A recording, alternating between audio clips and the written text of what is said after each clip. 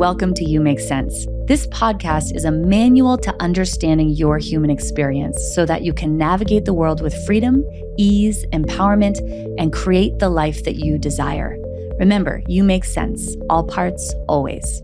So what most people don't know is that there's actually an order necessary to facilitate holistic healing, meaning there are things that we need to do sequentially in order for us to have the results that we're looking for. And because this isn't public knowledge, and I would even say that a lot of clinicians and therapists and coaches, et cetera, don't even know about this order, that what occurs is we find ourselves really not getting the results that we're desiring. And most of the time that ends up making us feel like we're doing something wrong.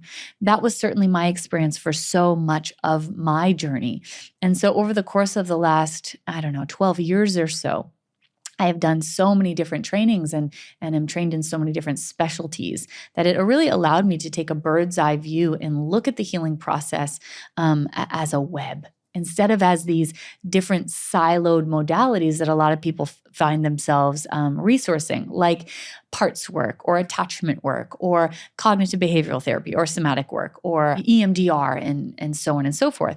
That the truth is, so many of these different modalities need each other in order to have the holistic change and really make the changes that we're desiring. But they also have to be approached in a specific order in order for our systems to be able to really have the lasting change that we're looking for. I think about this a lot like going to physical therapy.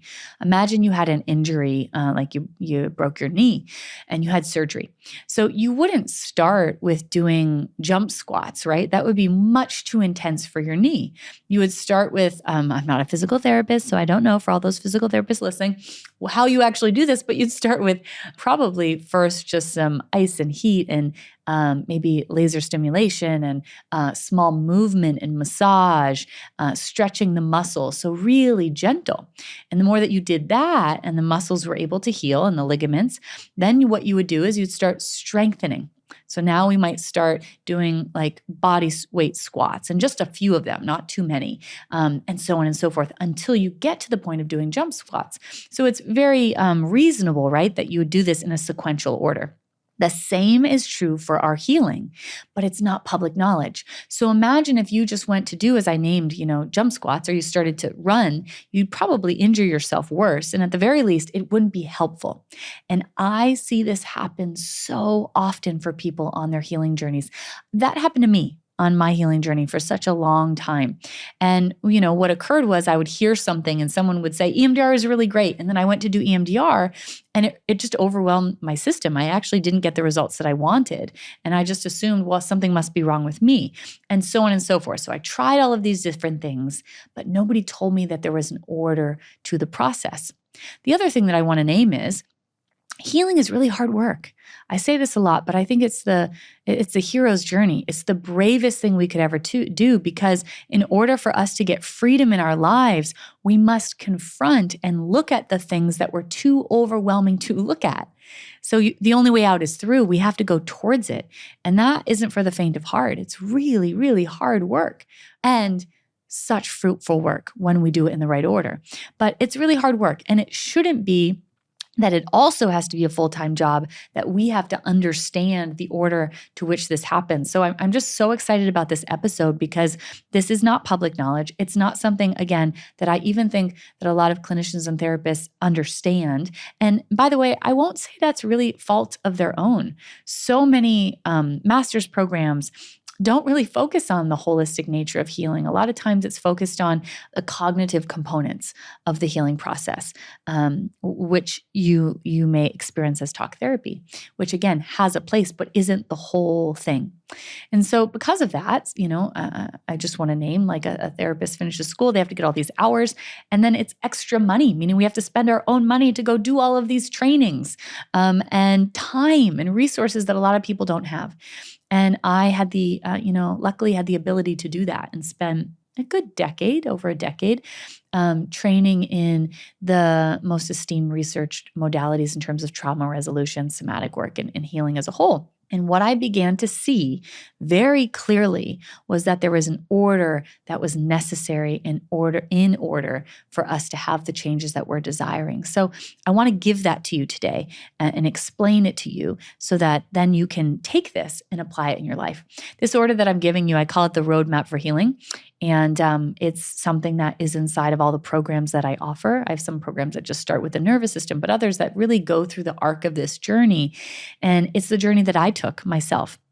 The other thing I want to also just say is I had a process where I had to go to so many different providers. Maybe you felt that way too. Like I have to research all of this, find all of these different people, go to them. Also, I will say that healing work is like dating. So you go to somebody who might have all of the, degrees and the understanding, but it just didn't feel like they got you. So now I'm doing this dating process. I'm trying to find people to help me. There are all these different modalities. Nobody tells me which one to do in which order, and it's just too much. So what I think is so important is finding somebody who has more of this broad understanding of all of this work so that you don't have to be the person that finds so many different people to help you. And that's what you can find inside any of my programs if it's something you're interested in. So let's go through this roadmap for a moment in the order of healing. This all begins with your nervous system. I'm an expert in the nervous system and polyvagal theory. And I say this a lot, but this is certainly what the research shows, is that your nervous system is the foundation of all healing. Bringing regulation to it is the foundation because your nervous system, as we know, and we've talked about a lot on this podcast, is responsible for your thoughts, your feelings, your behaviors, the sensations you experience, your perception of self, others, in the world around you. So what does that mean? It means it creates your whole experience. Every part of your lived experience is influenced by it. Right now, your nervous system is creating your experience.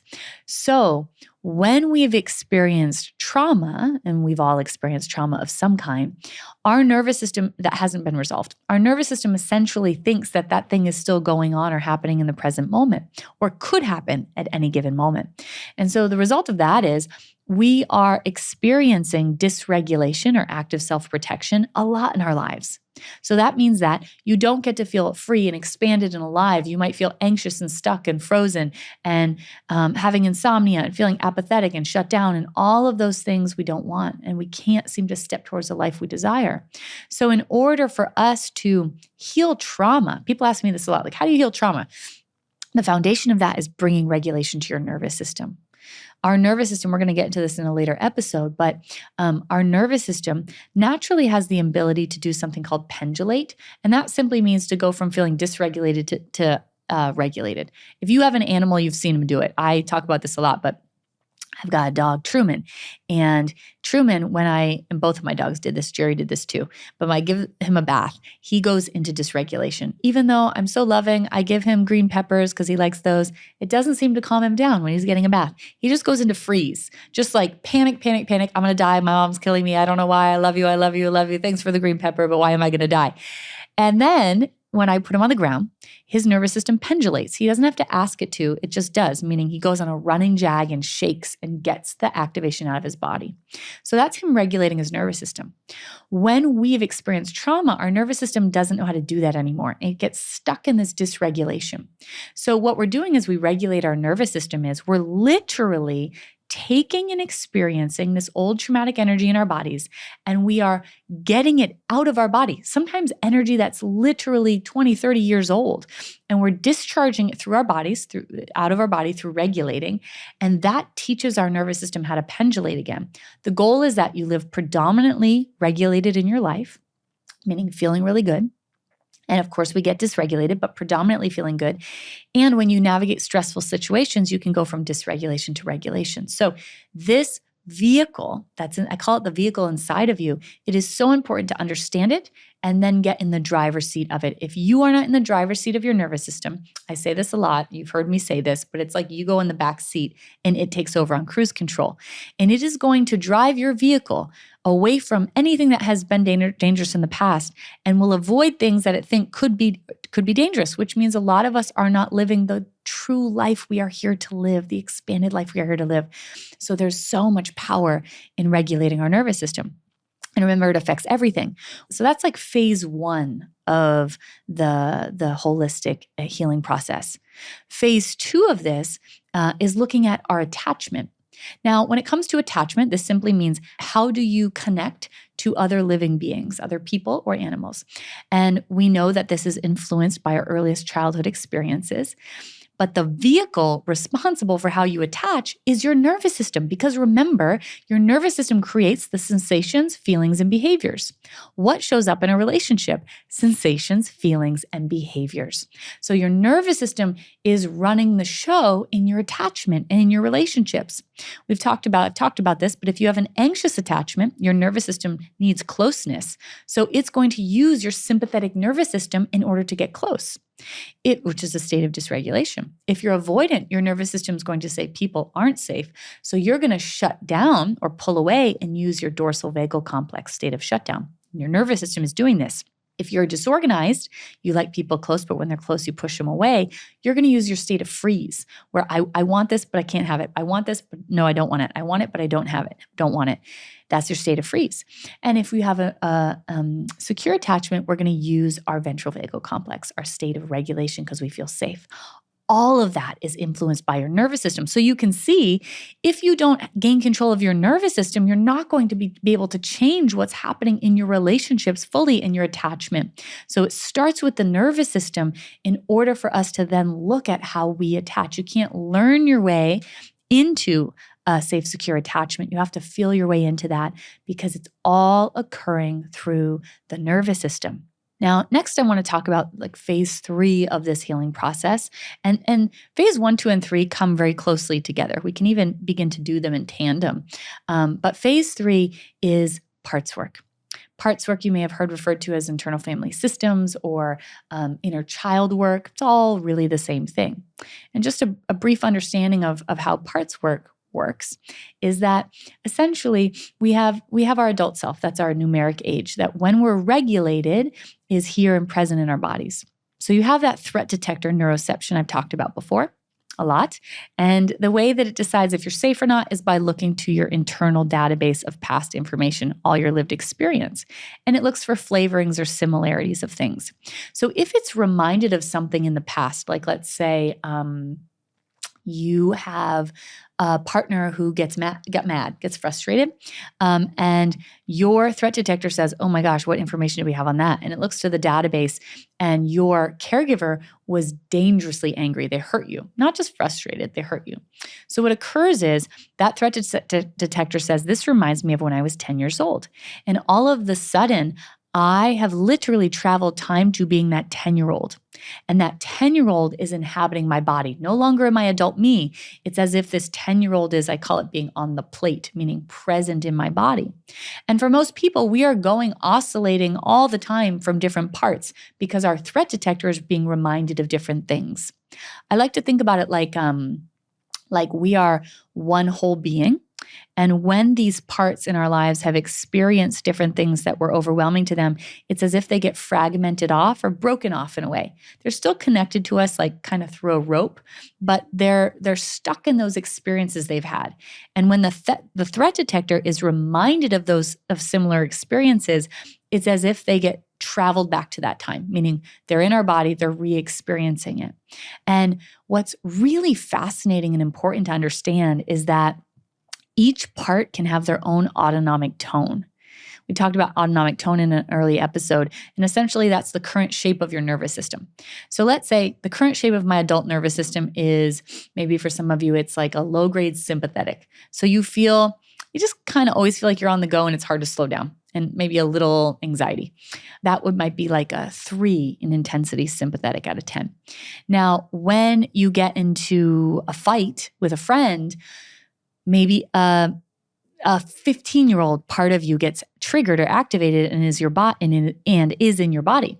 And whatever that 15-year-old felt in their nervous system, that's the shape of the 15-year-old's nervous system.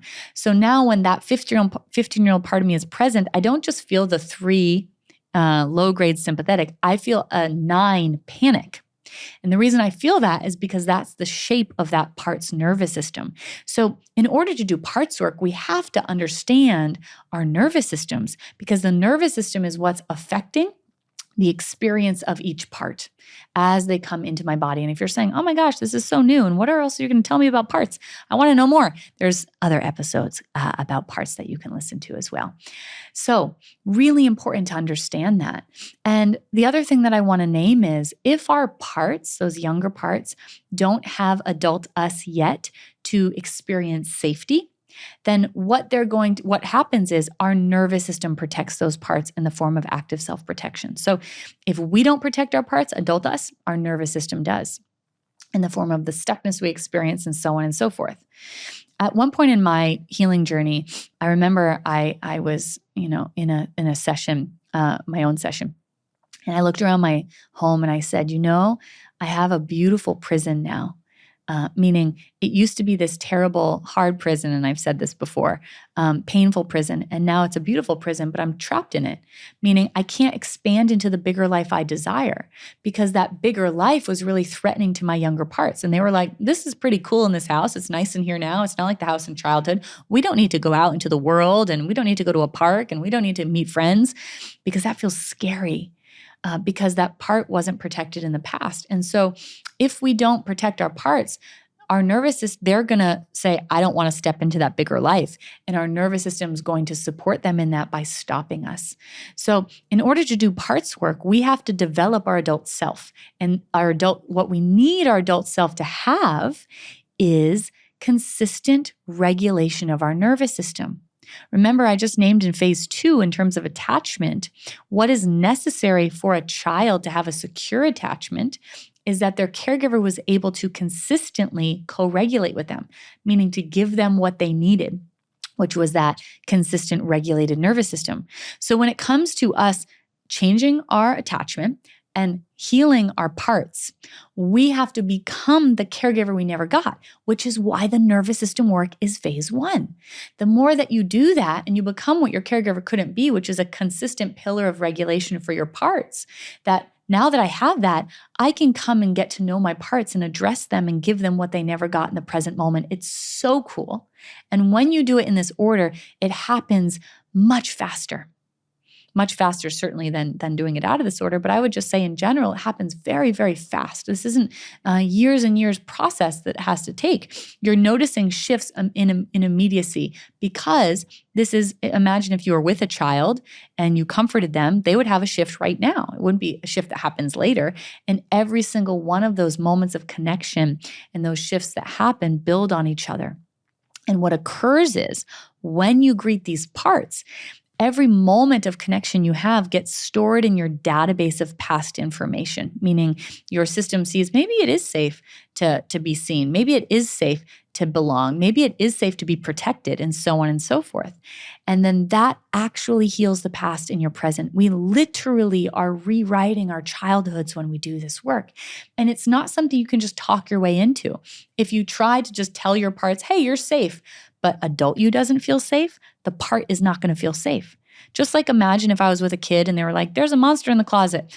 And I was like, oh my gosh, you're totally right. There's a monster in the closet. The kid would be like, oh my God, we are not safe here. Everyone thinks there's a monster in the closet. Even if you say, no, there's no monster in the closet, but you feel anxious, the child feels that and they won't be able to calm down. So I say this a lot, but we need to not be scared of their scared. Meaning I need to not be scared of the young part's fear. And the only way to do that is by really working the muscle of becoming this competent protector or adult self, which again is why nervous system regulation comes first, then attachment, and then parts work. And the more you do parts work, the more it heals your attachment. So those 3 really go together. Now, the next phase that we look at once we have enough internal safety is boundaries.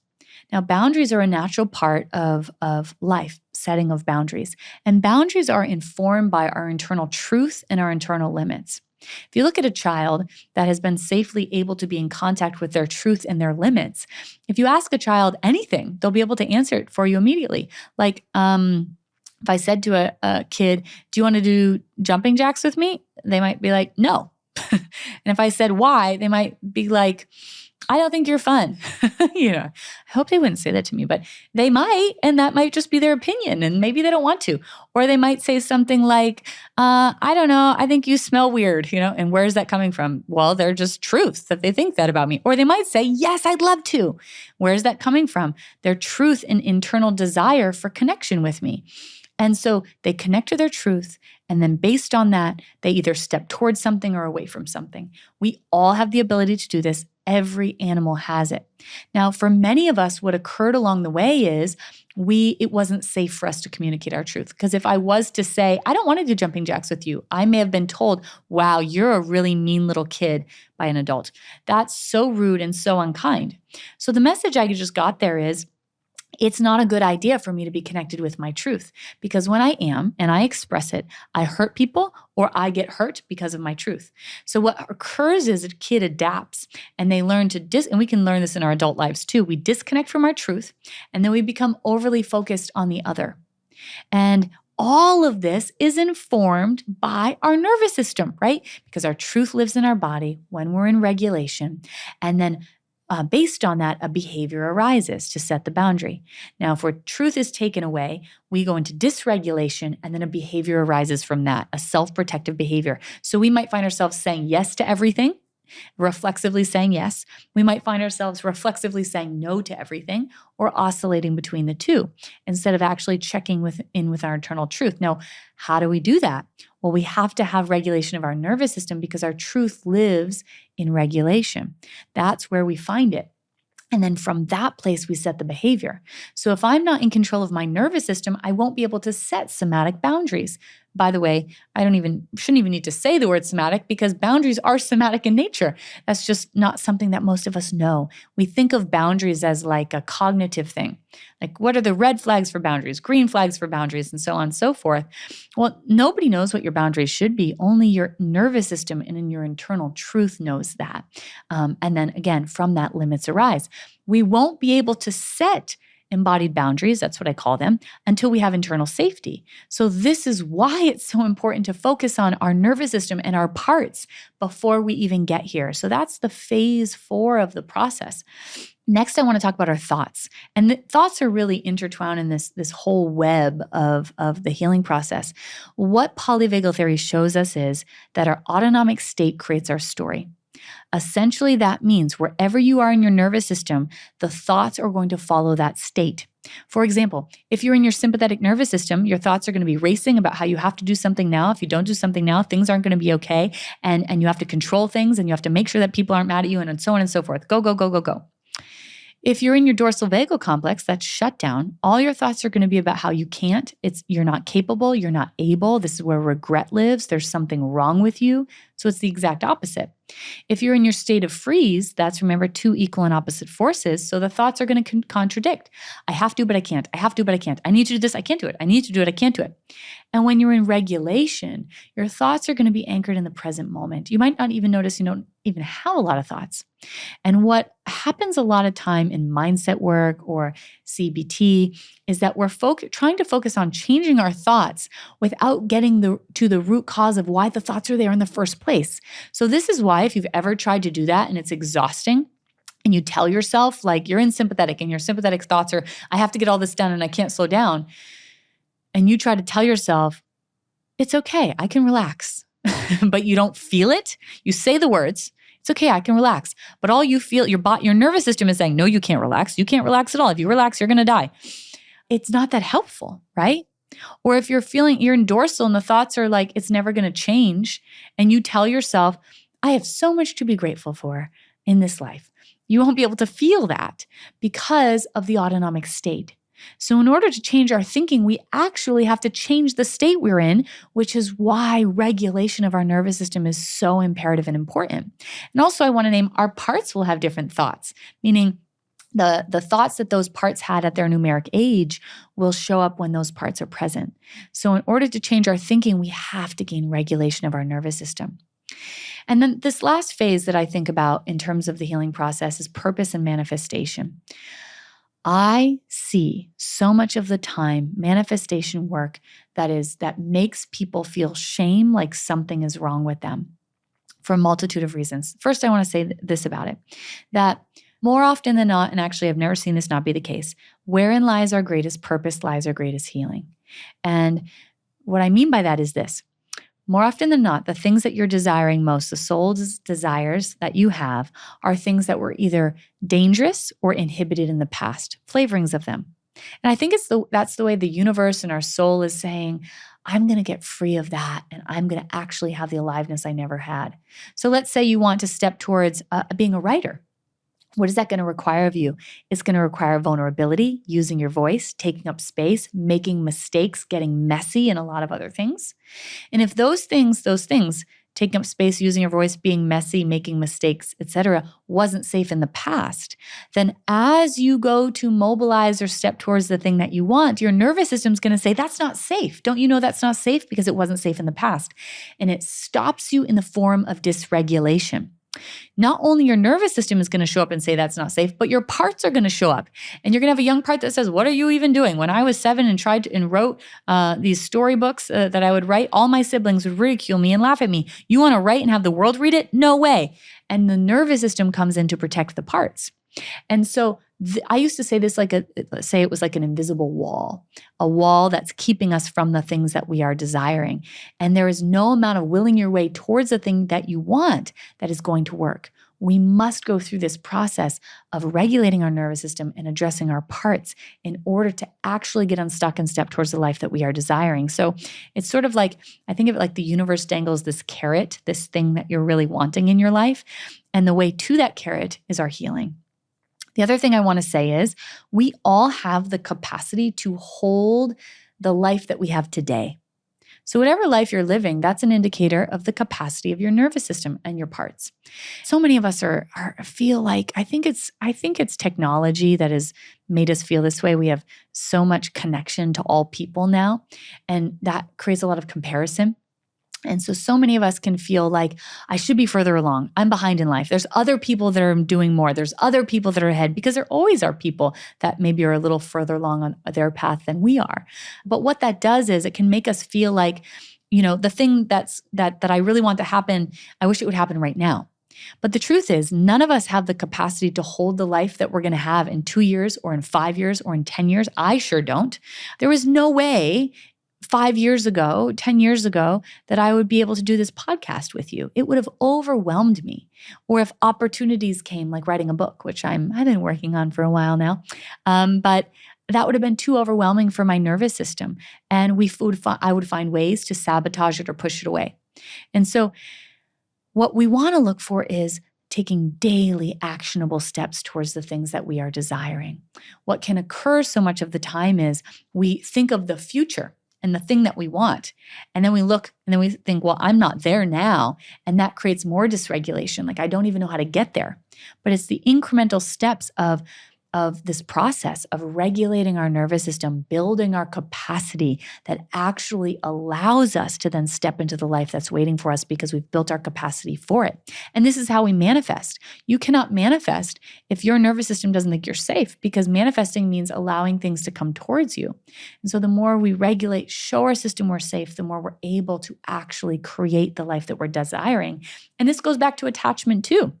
Because in order for us to attract the type of partners that we are desiring, we have to bring regulation to our nervous system, address those parts, and that imprints a new internal secure attachment, and then we actually manifest the partner that we want.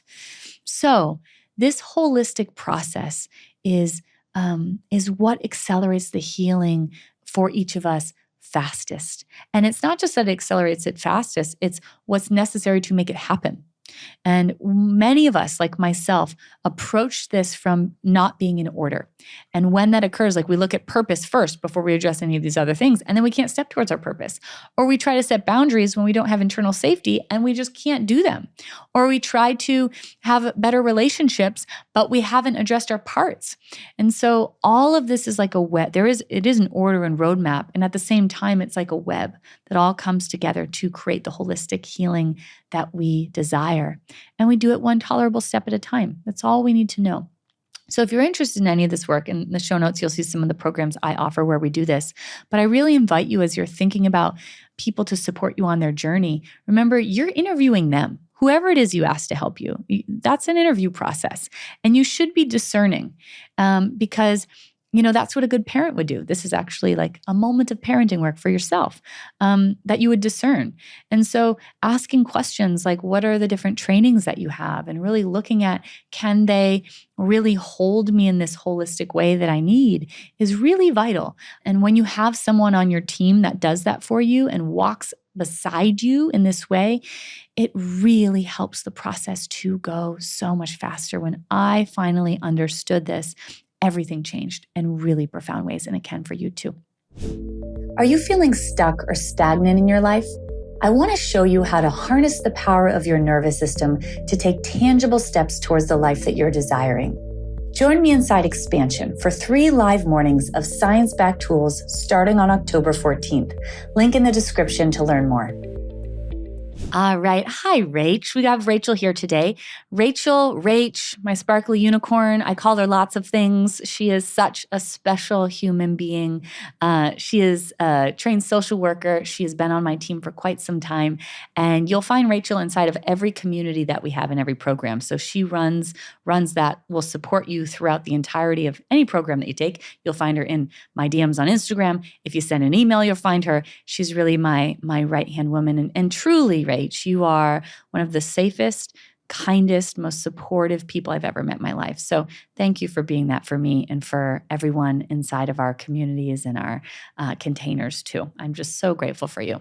Oh, thank you so much. Actually, people email in and write in the community, "Hey, Rach." So they do. People call me Rach too. They do. Yeah. And I love it. Do you think they're doing that because I do that on all our live calls? Or do you think maybe...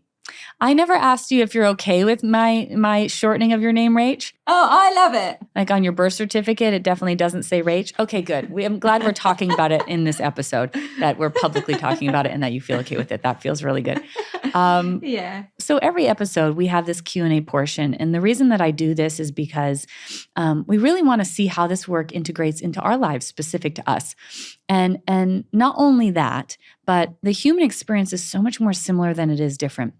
Rachel and I have the luxury of working with thousands of people, so we get to see on a daily basis the commonality and the themes. But for most of us, we don't get that in our everyday life, so we can feel really isolated, or we're the only ones. And so whether you submit questions for this podcast or not, I think you're going to find that every question that's asked is probably something that you relate to, or some flavoring of it that you relate to. I know that's so true for me. I don't know. Do you feel that way, Rach? Yeah, definitely. It's so true. And the questions we've got today are so resonant and so pertinent, and I'm excited to hear what you're going to say about them. Thank you. Well, I'm excited to hear what we're going to say about them. I want to say for everyone listening that that you can also submit questions. So you'll see that in the link in the show notes. You can send us an email to media@sarahbaldwincoaching.com, or you can send us a DM on Instagram. We've got some links in there to submit questions, whether that's a video, a written question, what else can they do? A audio question. Someone on my team just let me know what the one I was missing. Maybe a carrier pigeon, maybe a horse and wagon can bring it to my house. I don't know. You can do whatever you want to do to give us a question. And Rachel reads over all of them. My team does, and we compile the ones we think would be most supportive. So, Rach, can you give us the first one today? So this one is about parts, our younger parts and inner children. When I'm sitting with parts, so often I feel like it's rejecting my presence or comfort. It's like a baby crying, and nothing a parent does helps. It's a very helpless feeling. How can one approach this? So parts work is an incredibly important part of the healing process. Now, if that's new to anybody here, I don't mean like parts of a puzzle, although I guess they kind of are parts of a puzzle. What I mean is parts or versions of ourselves. So internal family systems, parts work, inner child work is essentially all the same thing. In later episodes, we're going to get specifically into parts. This episode, we talked a little bit about it, but I just want to give a quick recap. So when we're born, we come into this world as a whole self. And as Peter Levine says, none of us go through life unscathed by trauma. None of us. Now, there's varying degrees to the traumas we experience. Essentially, trauma is anything that overwhelms our system's capacity to process what is happening. And if we don't have the conditions necessary after that trauma happens for that trauma to process through, which is safety and something called a mutually empathic witness, a safe other, it becomes stuck and stored and locked in time. So what happens is throughout our lives, we have these experiences. And let's say at age, 7, you were in school and you were bullied a lot. And when you went home, your parents said, you're fine, suck it up. So that means I didn't have safety after the event, meaning they didn't help me process the overwhelm. So that 7-year-old gets fragmented off of us. So if you imagine me as a whole being, it's this 7-year-old part that gets pushed out. But I think of it like they're connected to me through a rope. So they're still a part of me, but they get locked in time and stuck in that 7-year-old experience of people not being safe and being bullied. And then let's say later in life, I'm coming into puberty and I decide it's time to date. And I date somebody and they consistently make me feel like I'm not enough. Maybe they say things like, why do you wear your hair like that? Or why are you doing that? And just constantly being critical of me. And I feel like I can't use my voice. So then that part at 16 gets fragmented off. And she is stuck in that experience of inadequacy. I'm not enough. I'm not enough. I'm not enough. So I have these two parts, but we have, of course, many more than two. And what occurs is when I'm in regulation, or I am, or I'm feeling safe, present, and here, I am in this year, which right now is 2024. I wonder if someone will be listening to this in 2044. That would be super cool. Hi, if you are, our car's flying. Maybe they are. Anyway. So what occurs is that when I'm in regulation, I'm my adult self. I'm my numeric age that I am right now. Via neuroception, which we've already learned about, that's your threat detector. When it perceives danger, when we're actually safe, it's superimposing the past on the present. So what occurs is it's essentially like I've time traveled. So let's say I'm in my adult life and I'm in a situation where I am going to an event where everybody knows each other but me. I don't know anybody. And let's say the people at this event I'm at, they're not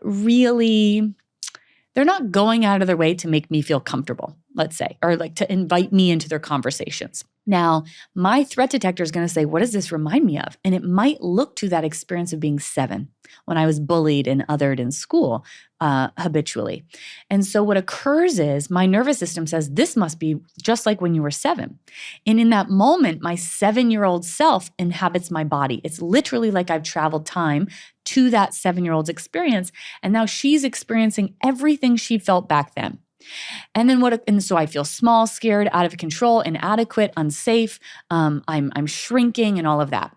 Now, later, when I come into safety, that young part goes away. They go back to where they were, and adult me comes back.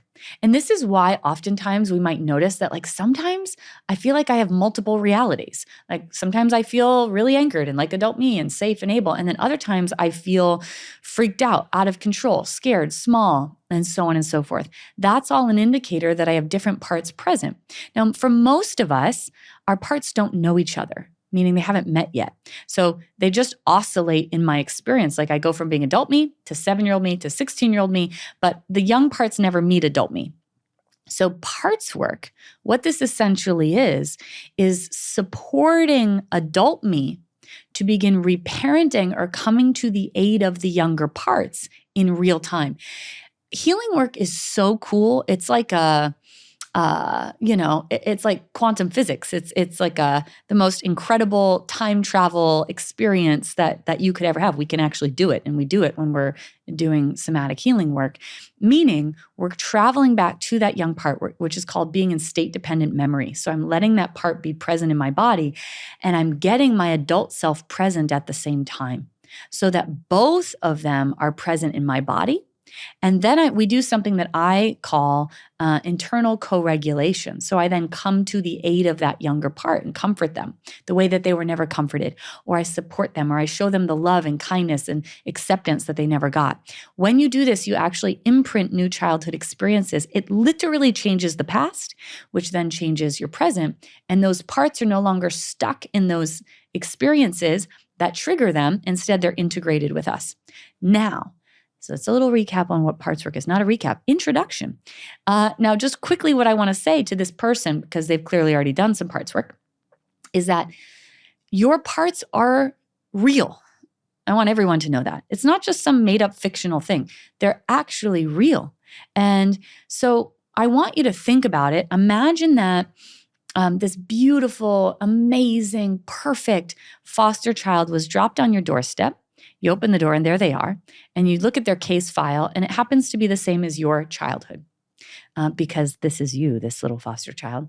And they come into your home, and they actually have not had safety or attunement or proper connection with an adult before. And they had your lived experience. So, when they first come into your home, they're not just going to immediately run over to you and say, oh my gosh, I'm so glad you're here. Please support me and help me. And I'm going to be vulnerable with you and show you every part of my experience. They're not going to do that. They're going to be self-protected because they had to be in the past in some way. So I think about it this way, like when we start doing parts work, it's kind of like if we were that foster parent and we read the case history, we would be so eager, right? I'd be like, oh my gosh, I'm going to give them the different childhood. We're going to bake cookies every day. We're going to sing and play in the house. I'm going to be so attentive. I will be 45 minutes early for school pickup. There'll probably be balloons in the car. It's just going to be the most fabulous thing. They're going to feel so loved by me. And that kid would get so overwhelmed, right? They would be like, this is too much. I'm not used to this kind of exposure. And so they'd come home from school, and I would be just like so ready to engage them and show them that they're just the most important thing to me. And they would probably look at me like I'm an alien, and they'd walk to their room and say, I think I'm just going to go by myself for a little while. And I would know that, oh yeah, of course, this is too much for them. And it might be a week or two that they go to the room every day, and I walk by in the hall and say, hey, how you doing? And they don't say anything. But the more I do that, the more I'm earning their trust. And in earning their trust, eventually what would happen is they would say, oh, hey, yeah, it was a pretty good day, right? Because they deeply want to be connected, but it wasn't safe in the past. So their system is saying, don't ever be that exposed again or desire connection because it wasn't safe. So essentially what I'm trying to get at here is we have to earn their trust. We'd have to. And that wouldn't seem strange, right? Like that would make a lot of sense. And with our parts, it's the same thing. At first, when we're doing parts work, the parts are going to, when we meet our parts, we'll do some of this work in a later episode. Those parts of us sometimes look at us and they're like, I don't even know who you are. I don't trust you. I definitely don't want to hold your hand. And I'll just be in the corner of the room listening, but I'm not going to talk to you because I don't trust that you're going to be able to hear me or listen. And so it's extremely common when we start parts work or inner child work that we might have parts that feel angry, that are like, I don't trust you. A lot of times our parts don't even know how old we are. They think we're 13 years old. And so it's a relationship building process. It's our job as our adult self to show up again and again and again. And the more we do that, the more the parts feel safe. Did you have any parts, Rach, that didn't trust you at first? Yeah, and I had really angry parts that were furious.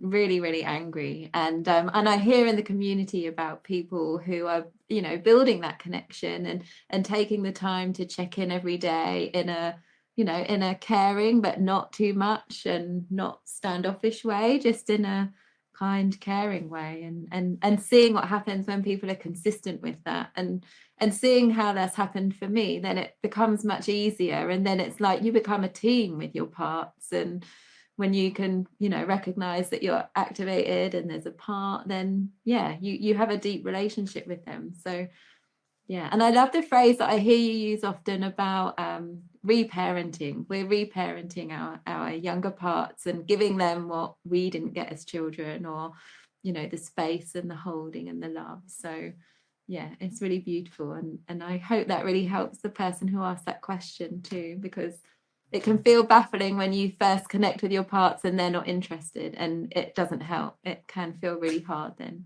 Yeah, it's so true. And I love that you named the parts can feel really angry. And anger is not a bad emotion. We're just taught that when we're young, that we shouldn't be angry. And so many of our caregivers did that. Anger is really healthy. It's the same as joy, just as healthy as joy. And it is a clue that we have unmet needs and also that anger needs to be expressed. And so when our parts weren't able to do that when we were young, when they finally feel safe with us, it can feel strange. We're like, why are they so pissed off? And that's because they have enough safety now to get angry and they weren't able to get angry before. So that's actually a thing to celebrate. So I appreciate you naming that. Oh, well, that's so good to hear again and again when we've had anger made bad and wrong and taught to just be, look happy all the time, whether you are or not. So, yeah. Thank you for sharing that, Rach. Oh, well, thank you for that, Sarah. I've got another question for you. Yes, please. Okay, so could you please explain about secondary trauma? How does it happen? What effects does it have? And how can we heal from it? Most of the info out there is about how nurses or police officers or others in similar professions experience secondary trauma. But I wonder what it can look like for ordinary people outside these kinds of professions too. I think maybe it's what has happened to me. That's such a great question. Well, here's the thing about us humans. We have something called mirror neurons. Actually, all mammals have them. And mirror neurons essentially means that our nervous system, because we are social creatures, that is, the aliens watching us, as they look down, they look at us and say, oh, look at these animals. They belong together. Why are some of these animals isolated? They don't do so well when they're not together. I'm noticing that. Don't they understand? We have mirror neurons and we're social creatures, which means we're supposed to be in connection. Mirror neurons are what allows us to deeply connect. So essentially that means, and when I say connect, in terms of mirror neurons, that's connecting on an autonomic level, meaning nervous systems are connecting to other nervous systems. We are constantly doing that. We can even do that with plants, by the way. Plants don't have an autonomic nervous system, but they are alive and have energy. And, there's studies on what happens if you have one plant in your house versus no plants. Actually, studies on this is a side note, but the gut microbiome and the difference in the health of a gut microbiome in someone who has one plant in their house versus none. So we're connecting to, which is profoundly different, much healthier when you have a plant. Even when we communicate to our plants, they'll thrive better. So in terms of us humans, we connect on a nervous system level. So regulated nervous systems affect regulated nervous systems. It's why I often say when people are like, I'm not doing enough in the world and, maybe I should give up my whole life and join the Peace Corps. Maybe you should, or maybe we should focus on our own healing because it's actually the most generous thing we can do for the world. When we have a regulated nervous system, we literally light up the world and bring medicine to the world as we go navigate through it because your nervous system is going to affect positive change in another person. It's why when you walk down the street and someone's super kind, they're just like lit up, so excited. I actually have somebody that delivers, the postal service person that delivers my mail. He is so in his purpose.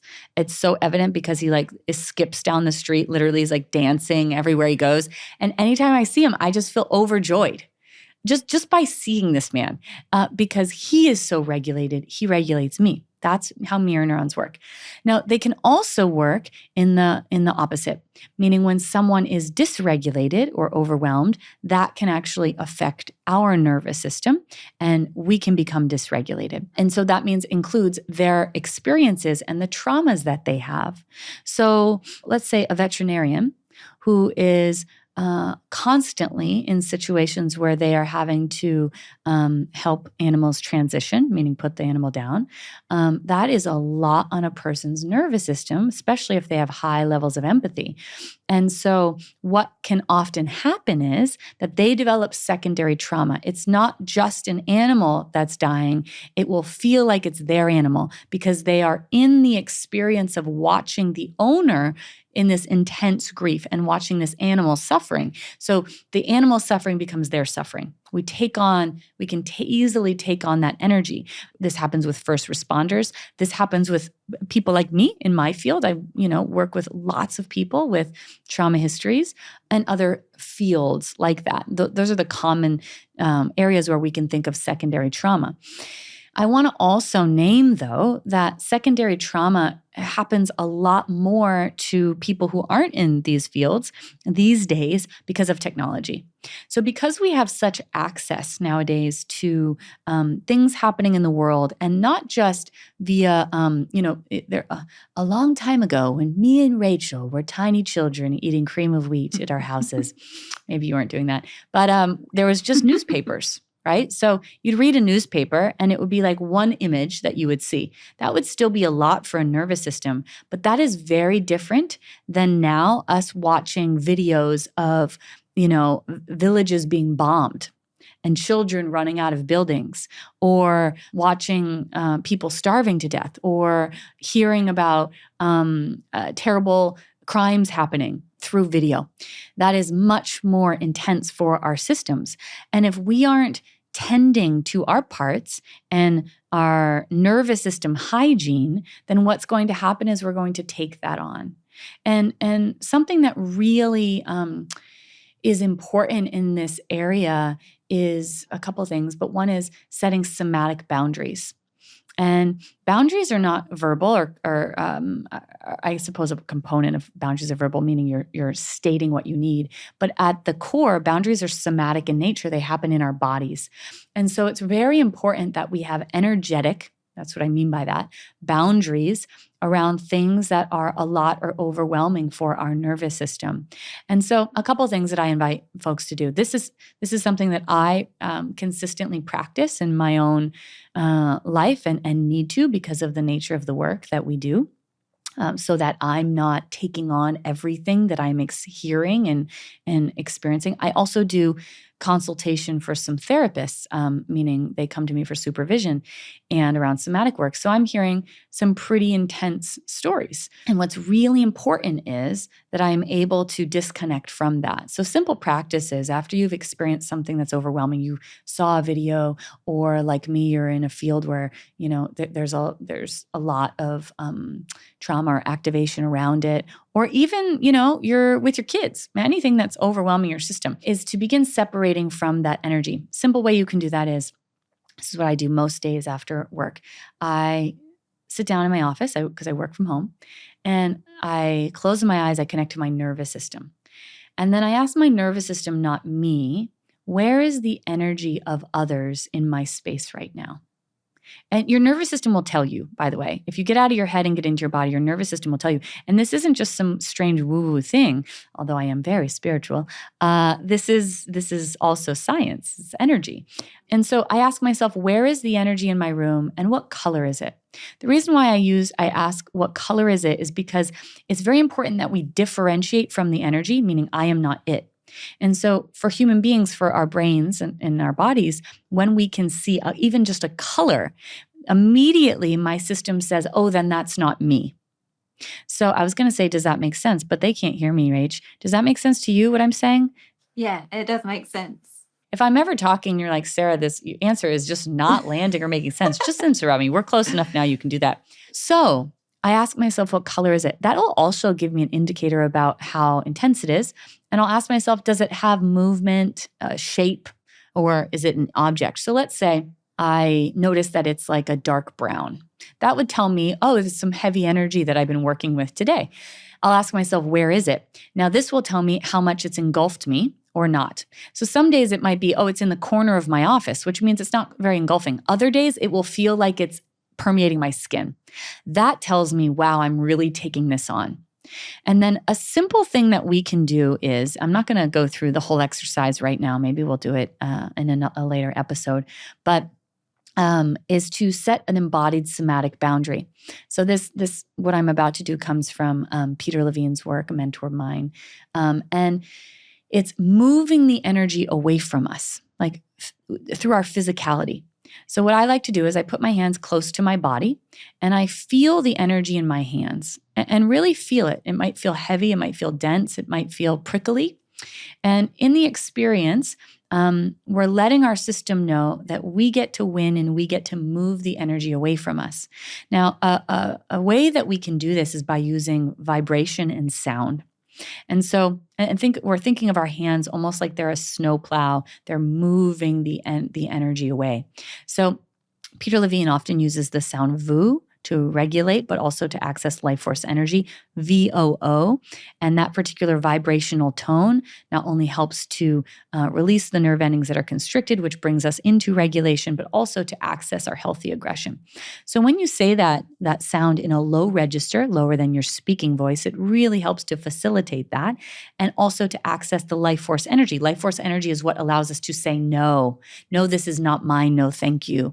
And to feel into that self-protection and that aliveness. With the sound, I will begin moving my hands away from my body with the intention of I'm moving the energy away from me. I'm going to make, actually, I said I wasn't going to do it, but I'm just going to make the sound. And if anyone's new to this, you might say, like, I don't know, is Sarah a foghorn? Is she an interesting cow? What is going on? What I want you to know is somatic work is really different than, if this is new to anybody, is so different than cognitive work. It's not just talking about the problem, it's speaking the language of our bodies. And so everything that we're doing here is backed by science. This is not just some made up thing. So I make this sound in a low register, lower than my speaking voice. I'm about to do it. And I slowly move my hands away from my body, moving that, I'm saying, brown energy away. It sounds something like this. And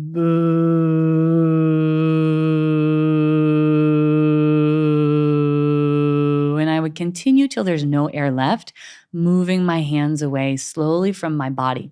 What we want to do is let your hands be the ones making the movement, meaning not trying to manipulate what your body is doing. But again, I'm getting the energy away. Then you rest and notice, how far is the energy away from me? You might notice, wow, I can now take a breath. There's distance between me and it. Then I'll do that again until it's left my office. I do that virtually every day. When I don't do that, I do start to get sick. My nervous system gets overwhelmed. I find myself quite anxious and dysregulated. And I know that's because I am taking on too much of what is happening. And the last thing I just want to say for any empaths out there, which I am, if you have a spiritual practice, that's really important too. And I think that so many of us, as a survival response, we learn to control. And I know that was true for me. And even in my career, it can leave us in this place of almost like we're playing God. Not that we think we're like, I'm so great, but I need to save everybody, right? Like that's kind of playing God. Instead of knowing that the universe, whatever you call it, is watching and tending and supporting every living thing.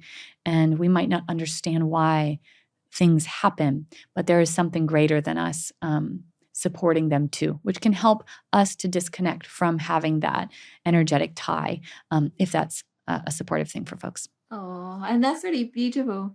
I was just thinking what a thorough whole answer, because you brought in the piece about if you're an empath as well. And I know so many people in our community, we all are super sensitive and we do feel a lot. And it can be overwhelming just being around people without them people sharing about their trauma or, so actually the tool that you've given is so helpful for daily, everyday life.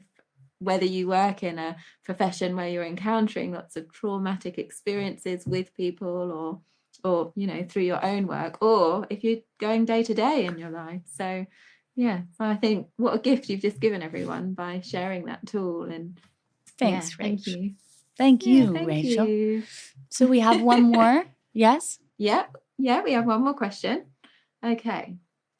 Are there some tools or signs to help distinguish who is genuinely interested in being your friend versus someone who might have an alternate agenda, whether consciously or unconsciously? I seem to trust the wrong people, and I'm worried that I am now also filtering out potential good people if they seem too interested or too nice. These tend to give me pink or red flags when perhaps they should be a sign of safety. I'm worried that they are grooming, learning all about you to use it against you. And this part's in brackets.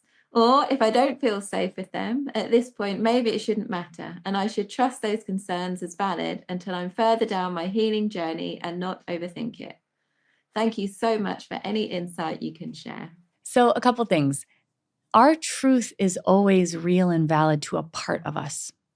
It might not be our adult self's truth, but it's a part of our truth, meaning a part of us is experiencing that truth. What I mean by that is this, that if we're finding that a really kind person who they're genuinely kind, They're genuinely intrigued by us. They genuinely just want to know us deeply. And a part of us says, you are scary and you might be trying to groom me to manipulate me. That is just a scared part. And from usually when we're using the word grooming, it not always, but is often a clue that it's a younger part of ourselves, developmental part, that what perhaps was groomed. Grooming essentially means manipulated into eventually doing what another person wants us to do, unbeknownst to us. So abuse. That is just an indicator that that younger part is saying, you remind me of the past and I am scared. That's it. I am afraid, and you're reminding me of the past. It doesn't mean that person's actually dangerous, but it means that to that part, it is reminding them of a situation that was. And it's, again, just an indicator that a part is scared. So a lot of people ask me this. They say, Sarah, how do I pick differently? Like a romantic partner. I am so tired of picking these jerks. People say that a lot.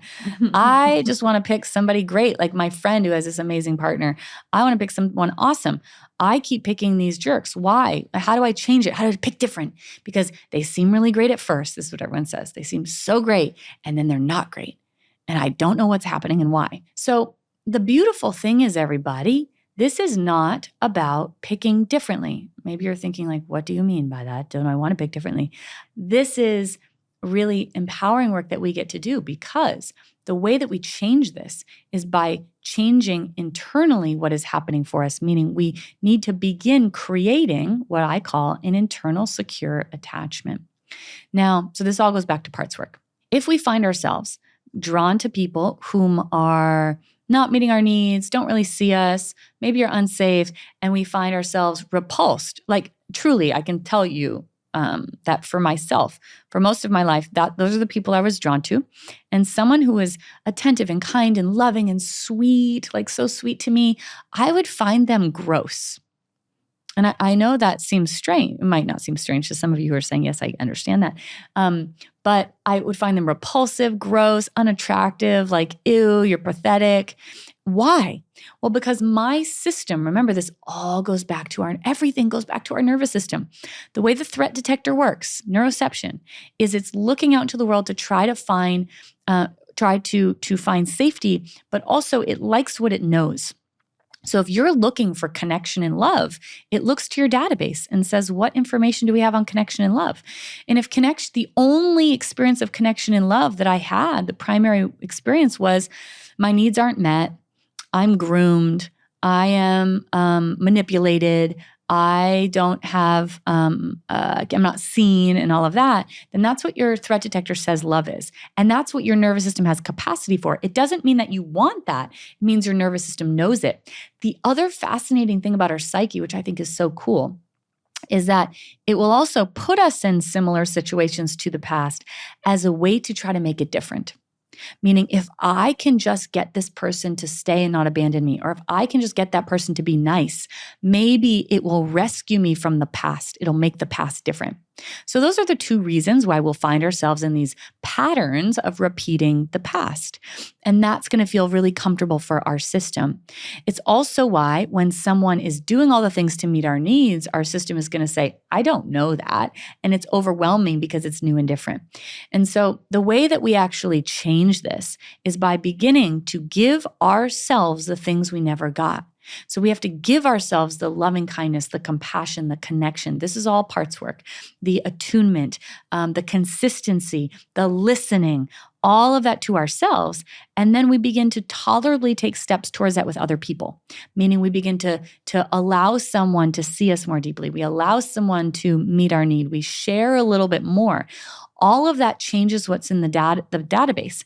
The result of changing the database is when you go look for love, your database is now going to say love is connection, attunement, safety, all of those things. And those are going to be the people you naturally draw into your life. Those are going to be the people that you are attracted to. And that's the process that we want to take. And I can say as somebody who, every single person I dated from 12 until 25 was selfish at the least and narcissist, and I don't say the word narcissist lightly, narcissist at the most, who had all the needs. I was invisible. They didn't treat me well. And they usually had significant others I didn't know about, and they left me because that matched my childhood. And they seemed really nice at first. And it was when I actually did all of this internal work that no longer, when I was around someone like that, they would be the people that repulsed me. I didn't want to be around them. No, thank you. And I was now attracted to people who were generous and kind and consistent because that's what I gave myself. Oh, and that really reminds me of kind of the whole manifestation and attract the people. Often, we're told, you can manifest anything and attract what you want, but not given the tools or the know-how to actually do that from the inside in our bodies, so that kind of then ends up magically happening, even though you've done a lot of the reparenting and parts work to create that. Often it's done through a very cognitive way of purely affirmations or trying to will it to happen. So actually what you're sharing is a very deep embodied process that then, you're just naturally drawn to different people. I love that you named that about manifesting work because it's so annoying to me. It's not a very eloquent way of saying that, but that people are just told, say mantras, make a vision board, externalize the thing you want. Well, if you don't properly bake the cake and you just put frosting on it, it's not going to go, the cake isn't going to go very well or be very good. What we have to focus on is what's occurring internally. And when we do that, your internal world always matches your external world, because we know that via Polyvagal Theory, that your autonomic state creates perception of self, others, and the world around you. You are literally creating your reality by what you're creating inside. And when we do this, it changes the whole external. We do cool work, don't we, Rachel? Yeah, I was just thinking, oh my goodness, they're like the keys to the kingdom and the queendom, what you're sharing there. They're like that's what's going to unlock everything. So yeah, exactly. Yeah, amazing. Thank you, Sarah. Thanks, Rach, for being here on this episode and every other one.